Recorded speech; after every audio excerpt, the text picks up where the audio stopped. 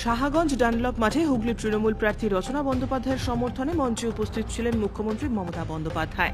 Dunlop company সহ রাজভবন নিয়ে মমতা বন্দ্যোপাধ্যায় কি বক্তব্য রাখলেন শুনে নেব এই প্রতিবেদনে। মাননীয় রাজ্যপাল, আমার কি দোষ আপনি বলুন? আমি তো জানি না ঘটনা পুরো। বলছে दीदीगिरी नहीं चलेगा। आई बोले वो तो सच है, दादागिरी नहीं चलेगा, दीदीगिरी नहीं चलेगा, लेकिन राज्यपाल पहले आपको तो पदत्याग करना चाहिए। Who are you to torture the women?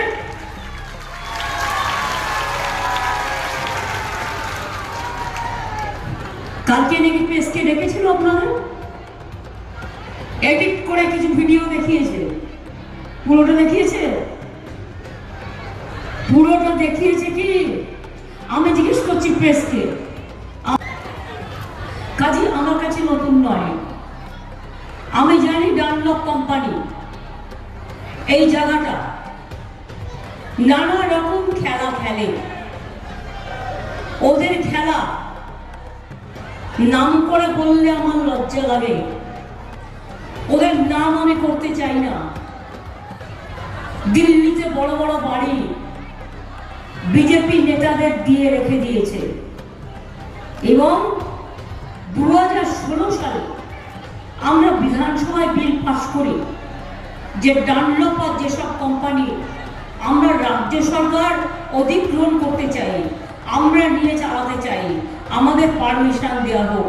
Central government আজ পর্যন্ত কোনো পারমিশন দেয়নি। তার কারণ দুবার বিল পাস করে পাঠানো হয়েছে। কেন দেয়নি?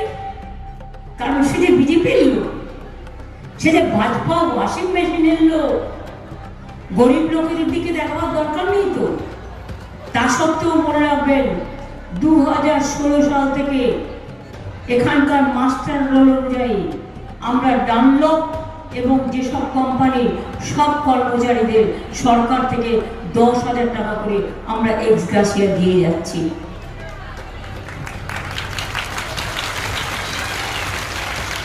দেওয়া হয় অধিগ্রহণটা দিল্লির আইন। আমার আইন হলে আমি একদিনেই করেই দাও। এবার পরিষ্কার বলছি, অধিগ্রহণও করতে দেবেন না, আর জায়গা বিক্রি করে দেবেন, যন্ত্রপাতি বিক্রি করে দেবেন, মাফিয়া চক্র চালাবে, এটা হতে পারে না। যে কোনো একটা দিক মেনে নেওয়া দরকার। এখনো বিজেপিকে আমি চ্যালেঞ্জ করছি, হুগলিতে মিটিংয়ে আসবার আগে বুকের পাটা থাকলে বলুন কেন 2016 থেকে ডানলপের আর যেসবের বিলটা আটকে রেখে দিয়েছেন।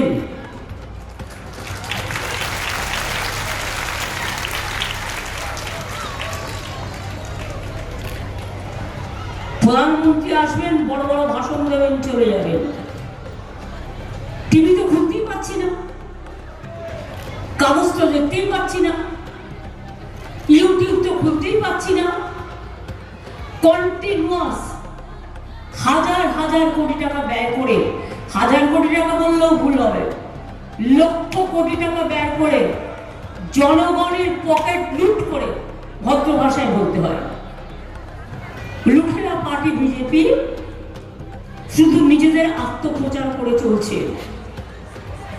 আমি যেই ওদের অ্যাড দেখি, আপনারা তো জানেন কোনখানটা এডিট হয়। ভয় পাবেন না, কপিটা আমার কাছে আছে, আমি পেয়েছি এক জায়গা থেকে, কোন একটু প্রেসই আমায় দিয়েছে। যেটা এডিট করেছেন সেটাও আমার কাছে আছে। এখনো তো সব বেরোয়নি। আর একটা ভিডিও আমি পেলাম পেন ড্রাইভ, আরো কীর্তি কেলেঙ্কারি, কীর্তির পর কীর্তি, কেলেঙ্কারির পর কেলেঙ্কারি। বাবারে, আমাকে এখন রাজভবনে ডাকলে আমি আর যাব না। রাজভবনে আমি আর যাচ্ছি না ভাই। আমাকে রাস্তায় ডাকলে যাব। রাজ্যপালের কথা বলতে হলে আমাকে রাস্তায় ডাকবে, আমি রাস্তায় গিয়ে দেখা করে আসবো। কিন্তু যা কীর্তি কেলেঙ্কারি শুনছি, আপনার পাশে বসাটাও পাপ। একটা পলিটিক্যাল পার্টি এরকম হয়? কোনদিন শুনেছেন কেউ? তার আবার সেই চোরের মায়ের আবার বড় বড় গলা,